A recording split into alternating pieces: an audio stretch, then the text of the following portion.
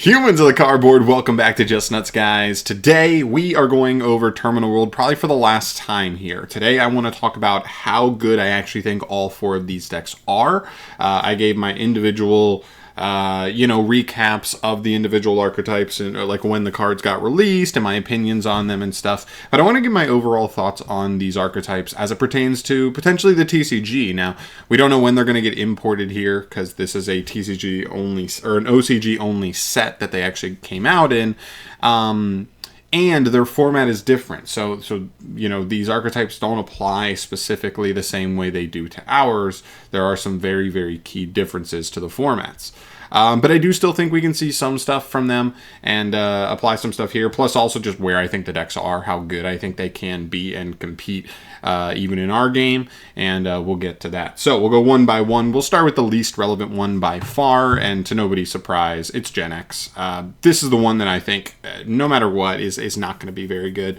There's a world where like you could top a regional with this deck, but it's going to be one of those decks where it's like you have a bunch of one-card starters, but you crumble to like any hand trap probably, and how much space do you even play? Do you even have to play non-engine? And like, is your board even that good anyway? It pushed the deck way further than it was before, but this was one of the worst dual terminal archetypes in terms of playability prior to the support. So they did well with what they could, but how good could they even get from where they were? So respect to Konami for taking on the challenge, but this is the one for me that kind of misses the mark the most, and I really don't see it really taking anything serious in terms of competitive play. Now let's get to the interesting ones. The first one here that I think is interesting is Ice Barrier. They got really cool support. They have this really awesome engine card in Mirror Magic Master. This gives them a bunch of tokens, as well as it searches any card in your deck if it's just sent to grave, which is really, really amazing. There, you also get Gorgeous or Georgius. Love his artwork, but also this card is a phenomenal extender for the deck. Jumps on the field, gives you an extra body, and then is one of the best floodgates in the deck as well. No monster effects in the graveyard for your opponent while this guy's on field. Very powerful versus certain decks. The trap is fine. This could be this is the one lackluster card out of this support, but it's still not even dead. It's like a potential one of in the deck for certain combo lines and end boards. And then you have Lancia. This card's also phenomenal, being able to tutor out 2 different Ice Barrier floodgates on the opponent's turn when they try to play is very, very powerful. And the fact that it's really annoying to out this card, because if you banish it or send it to grave, it will float pretty heavily into probably one of the Trishula synchros to punish your opponent, which is pretty good. So all in all, I think the support is really solid. I think this is an interesting mid-range deck. Is it all the way there? Probably not still. It's probably not all the way there, but I do think it's pretty good. I think it's probably going to be a rogue deck, but I do think it's a rogue deck enough that you have to respect it, because this deck is terrifying. It really is. Now, it's not the best deck going second in the world. It has some extensions, so like it can play through some stuff, but like not a full board. Any deck that sets up any decent board, this deck's probably not going to be able to break through with Engine, but I think you can play 12 defensive slots in this deck, and that's enough to go second-ish decently. But going first is really the terrifying thing, because of the type of end boards this deck can end on. Brutal. Because of the different floodgates it has access to. It has access to an in-archetype anti-spell fragrance. It has access to an in-archetype floodgate where every time your opponent tries to activate a monster effect on field, they have to discard or the card does not resolve. So they only have so many monster activations on field before they just run out of the ability to use them, and hand advantage at the same time. That just straight up wins you the duel on its own sometimes, because your opponent loses the ability to grind. Even if they can play through everything, they'll just realize, oh, well, I had to discard my entire hand to do it, and I didn't even end up getting to that much after that anyway, and then you just win in the grind. So deck's pretty interesting. I think it's rogue level probably for the TCG. I'm not surprised this hadn't seen that much success in the OCG, because Max C is a thing, and this deck is all about like going through this card, which summons 3 tokens just by itself in like most combo lines. So like this deck crumbles to Max C for like most of your standard lines. So I'm not surprised I hadn't seen that much play, because the payoff isn't quite all the way there to like make up for playing into Max C really hard. But I do think could have a little more viability in the TCG on a rogue level, which is cool. excited to see it. Ice Barrier's never been rogue before, it feels like. So, yeah, that's sweet to see. Next up, Infernoids. Really cool stuff. Honestly, Infernoids was by far, out of these 3 archetypes, the best one going into it. Ice Barriers, terrible, unplayable from a competitive standpoint. Gen X, unplayable, almost from even from a casual standpoint. But Infernoids, like, even though they weren't good, we knew how decent the setup for the archetype already was. And so they didn't get the most insane stuff. They get the 2 spells, which are nice, like, utility spells, but they're not, like, insane, crazy spells for them, for sure. One of them's, like, a follow-up card, and one of them's kind of like an extender card, which is cool.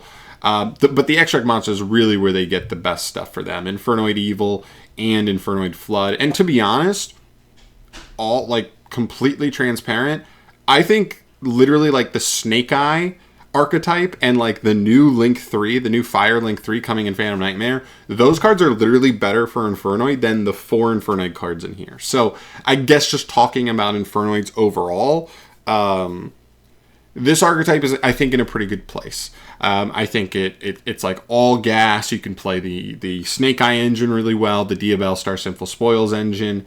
The new Link 3 is really good in here, not just because it's a fire-based deck and you're going to play Snake Eyes anyway, but because they also have an actual Link 4 that's really good to go into when you revive something off of the Link 3. And I think it's in a really good spot. I really do. I actually think it is going to be a variant that you can look at when you're looking at the Snake Eye stuff. Is it going to be the best one? I don't know. Pure Snake Eye, I think, actually has good potential. It being splashed, and obviously Rescue Ace and Fire King has become even better than it is now already in it. But I do still think there are reasons to want to play this version, whether it's just you want to be rogue and play something different, or you think it actually has a cool matchup kind of setup in the format. This is definitely an option. My big flaw with this version, with Infernoids going forward after the support, is space. This deck is not going to have space for defensive cards. It's just not. If you try to build this deck at 40 with the Snake Eye stuff, it feels like you would have to pinch to try and fit 5 cards in. But if you want to play the full Snake Eye engine, the full Sinful Spoil engine, and a full suite of Infernoids, which you want to do, it leaves you with so few slots left over for defensive cards. And that's a huge problem sometimes, especially losing the die roll, or just as the format shifts, this deck can be very volatile in terms of good matchup, bad matchup. If you have a lot of bad matchups in the format, this deck hurts because you can't just play defensive cards to cover up the weak matchups as easily. So I still think it's decent. I think the power is pretty high on this deck, the ceiling on this deck, but I think that lack of flexibility could end up hurting it in the long run. Right now, the only lists we've seen in the OCG are like these 60 card lists with like grass. I think those lists are ass, by the way. I actually think those versions are like so shit. Pardon my language, but like I do not get it. Like I literally just straight up think a 40 card build is just better. Straight up. But because the OCG has grass and people go crazy for grass, they love to build the deck because it's like it's fun and it's cool and it's interesting. I do not think it's better, like straight up. So that's weird, but you know, it is what it is. But yeah, I think they have good potential, and I think they probably could potentially end up as like a tier 2 deck because they can't play defensive cards. I really struggle to see them being a legit tier 1 deck, but I think like a legit like scary tier 2, maybe even tier 1.5 deck if there's like multiple decks in tier 1. I could actually see being the case for Infernoids, which is really exciting. And the last archetype we have here is Ritual Beast. Like this archetype a lot. When I first tried to play it in the past, it was such a pain and it was like so hard to learn and you didn't even get that much payoff off of it. Now your combos are significantly better. They're not that much better though. The deck has some pretty big weaknesses in the type of boards it sets up, right? It does not have negation. It just has like removal via its own engine, so that's definitely a concern for sure.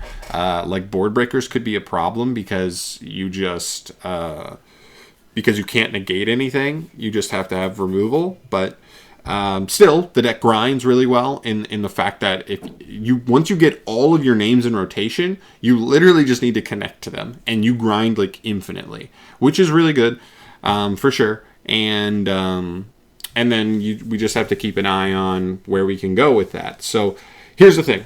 I think overall, the basis for this support this is my overall, basically my summary of Ritual Beasts. This archetype is not that strong. I still think the ceiling is not super, super high on them. I think it's okay, right? Like you can end on like 2 of the traps with like big waves of pops, and maybe also the Exceed, or not the Exceed, the Fusion, or not the Fusion, the Link. The Link that can banish something. So you could have like 3 waves of interruption, multiple pops, and a banish. Which is not bad. It's not terrible. Like decks that, like combo based decks, are going to struggle to play through that because you just keep removing all the bodies they try to combo with. But I still think, relatively speaking, the ceiling is low, and like I said, it can really hurt to, like, if somebody has a Heartbeast Feather Duster, they literally can handle both the back row, and then all they have to worry about is 1 banish with a 5-card hand, which is pretty tough. Lightning Storm 2, evenly, all that stuff kind of punishes the type of board this deck sets up. So keep that in mind. Here's the thing that I think maybe gives it a leg up. A little thing called Crossout Designator, and a little thing called Dimension Shifter, potentially a little thing called Skill Drain, Macrocosmos, Dimensional Barrier. Those 5 cards, really, more than anything else, I think could be a problem here. A problem for the rest of the format. Really good for this deck. So first and foremost, like Shifter. The fact that not only is Shifter like not affect this deck really at all, but the fact that it's like literally better. Like opening, like Shifter literally makes your deck better because it means your names keep ending up in banish, and that's where you want them. They keep going back to grade, but you need to like keep getting them banished to rotate back into the names with all the like tag out fusion stuff. Shifter literally like helps the engine. It's not even like a neutral. It's literally like a helpful card for you. And then obviously like almost every deck crumbles to Shifter in the game. That's just how it works. So same thing with Macrocosmos, same thing with Dimensional Barrier, all those, Dimensional Fissure, can all kind of be thrown into that same category. Brutal cards for everybody else to have to face.